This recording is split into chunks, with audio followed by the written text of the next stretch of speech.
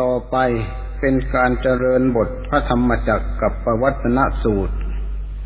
เอวเมตุตังเอ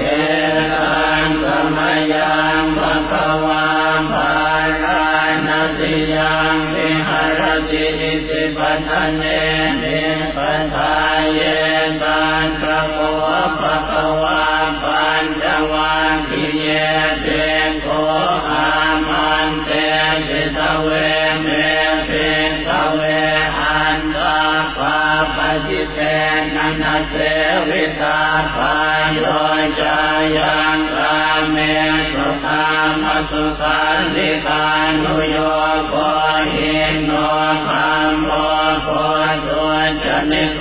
อนาริโยอนาตสันติโตโย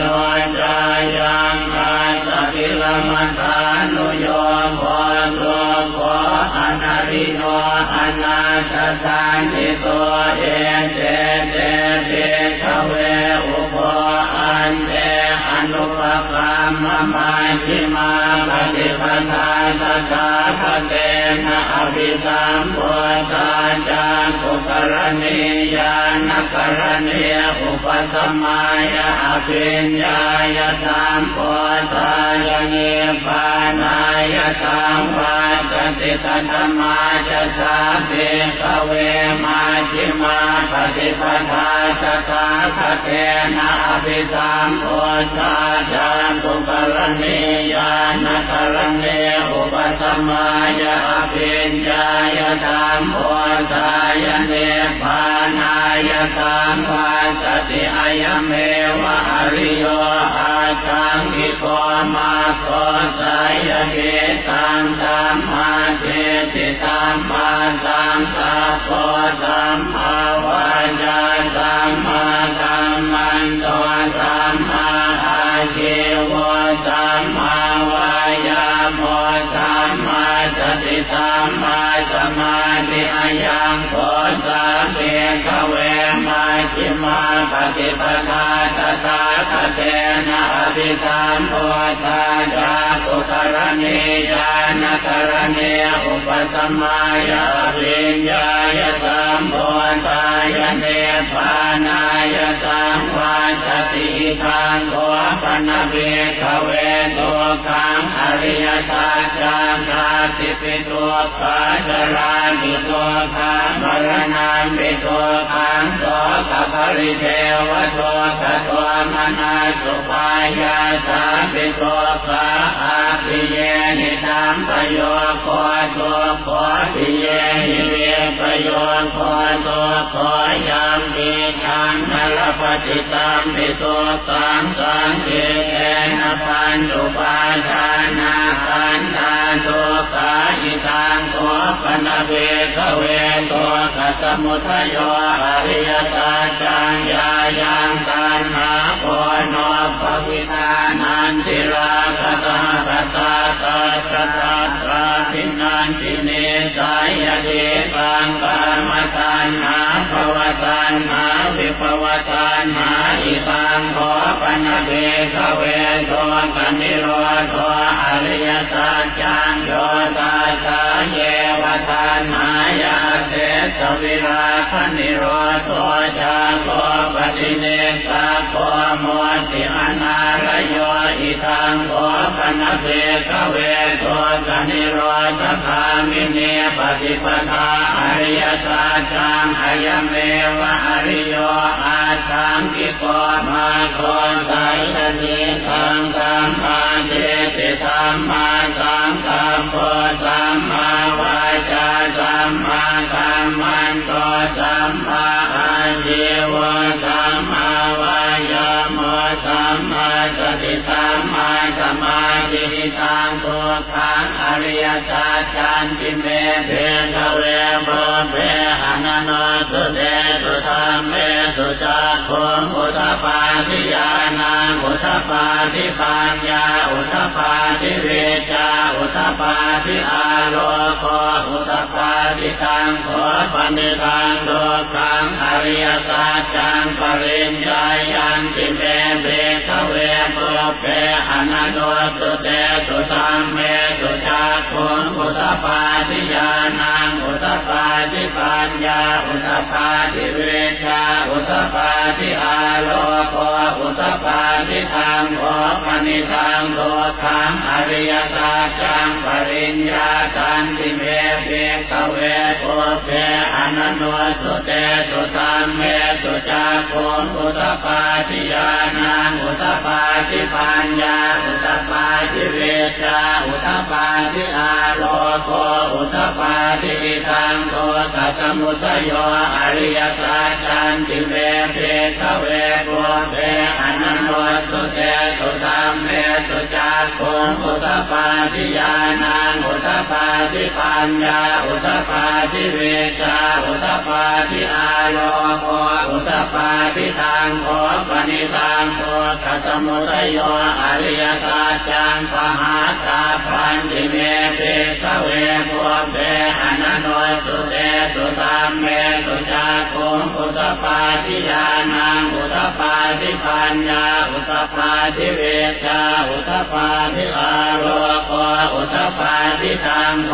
ปนิธังโลกัสสมุทัยโยอริยสัจจังปหินันติเมเภคเวโกเภอนันโตสุเตสุสัมเมสุชาโคนอุตปาทิญาณังอุตปาทิปัญญาอุตปาทิเวชาอุตปาทิอาโลโกอุตปาทิธรรมโลกนิโรธอริยสัจจันติเมเภคเวโกเภอนันโตสุเตสุสัมเมสุชาโคนอุตปาทิญาณังอุตปาทิปัญญาอุตปาทิเวชาอุตปาทิอาโลโกอุตปาทิธรรมโอปนิธังโลกนิโรธอริยสัจจังสัจจิตาตาพันติเมเภคเวโกเภอนันโตสุเตสุสัมเมสุชาโคนอุตปาทิญาณังอุตปาทิปัญญาอุตปาทิเวชา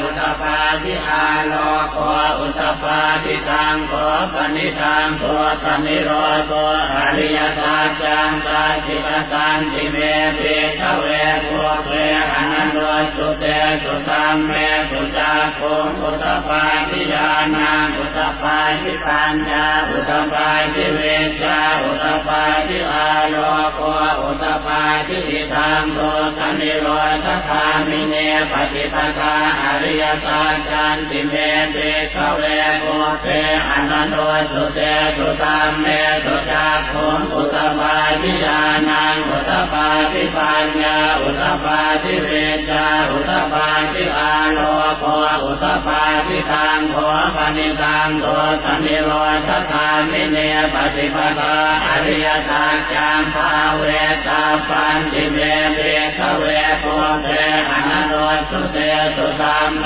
สุชาโคนอุตปาทิญาณังอุตปาทิปัญญาอุตปาทิเวชาอุตปาทิอาโลโกอุตปาทิธรรมโอปนิธังโลกนิโรธคามิเนปฏิปทาอริยสัจจังปาริตันติเมเภคเวโกเภอนันโตสุเตสุสัมเมสุชาโคนอุตปาทิญาณังอุตปาทิปัญญาอุตปาทิเวชาอุตปาทิอาโลโกอุตปาทิยาวะเกวันจเมเภคเวอิเมสุจตุสุอริยสัจเจสุเอวันติปริวาสังภวาทสาหารังยถาโพสังญาณทัสสนังนตุวิโตชังอโหสิเนวทาวาหังเภคเวทเทวเกโลเกสมาระเกสพรามเกสัสมณพรามณิยา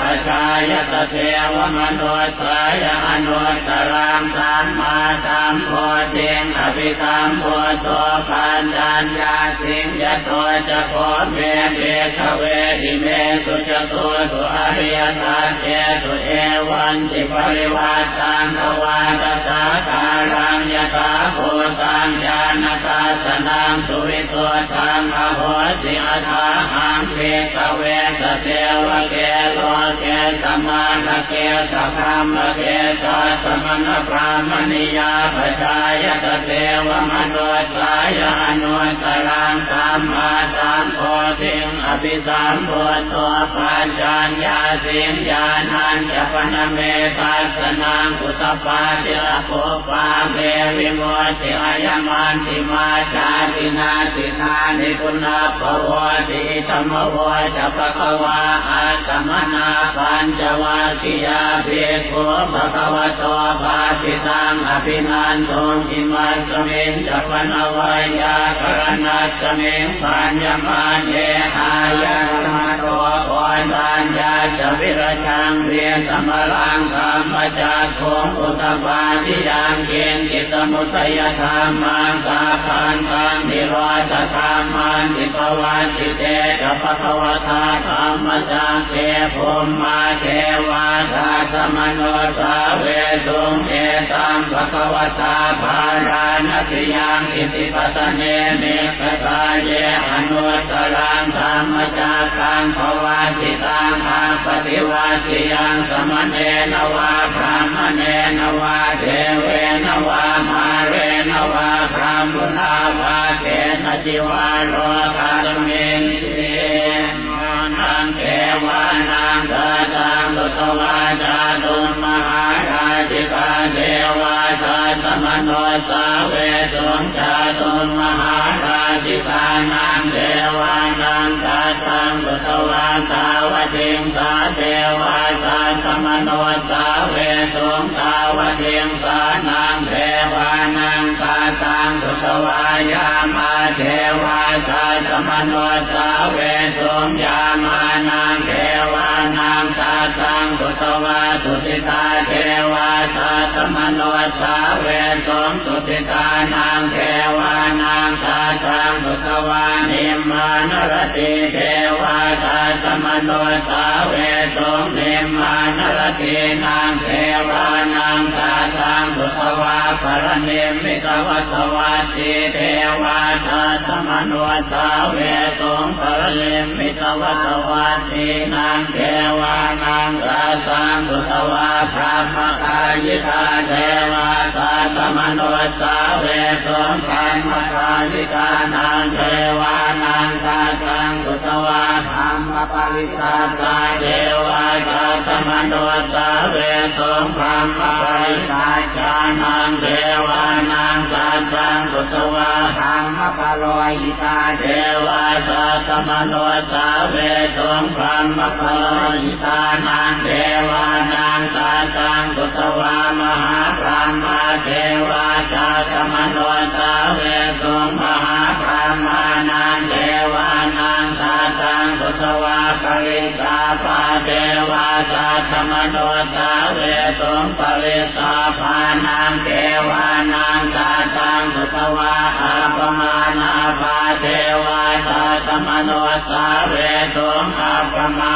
นาภานังเทวานังตาตังตุตวาอาปัสราเทวาทาสมโนสาเวสุงอาปัสรานังเทวานังตาตังตุตวาปริสสุภาเทวาทาสมโนสาเวสุงปริสสุภานังเทวานังตาตังตุตวาอาปมาณสุภาเทวาทาสมโนสาเวสุงอาปมาณสุภานังเทวานังตาตังตุตวาสุภกินนาคาเทวาทาสมโนสาเวสุงสุภกินนาคานังเทวานังตาตังตุตวาเวหัพพลาเทวาทาสมโนสาเวสุงเวหัพพลานังเทวานังตาตังตุตวาอริวาเทวาทาสมโนสาเวสุงอริวานังเทวานังตาตังตุตวา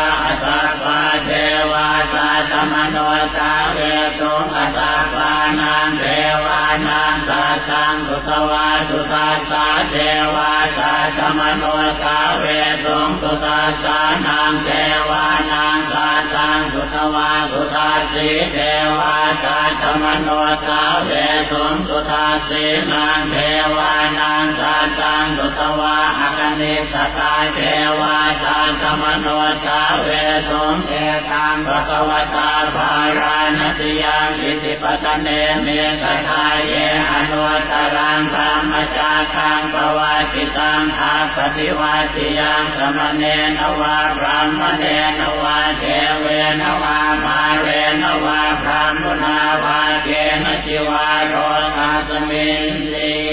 เตนะสเนนะเตนะโมโหเตนะยาวะพรามโลกาสะโตอาโกกาจิอายัญจะตตตหัสสิโลกัสสะตุสังฆัมปิสัมปะทัมปิสัมภเวทิอาปมาโนจะโอลาโรโอปาโสโลเกปาตุระโหติอติกามเมวะเทวานังเทวานุภาวังอัตโขปะคะวาอุทานังอุทานเนติอัญญาสิวตโภโกทัญโยอัญญาสิวตโภโกทัญโยติติกังอายธรรมโสโกทัญญาจะอัญญาโกทัญโยตเววนามัง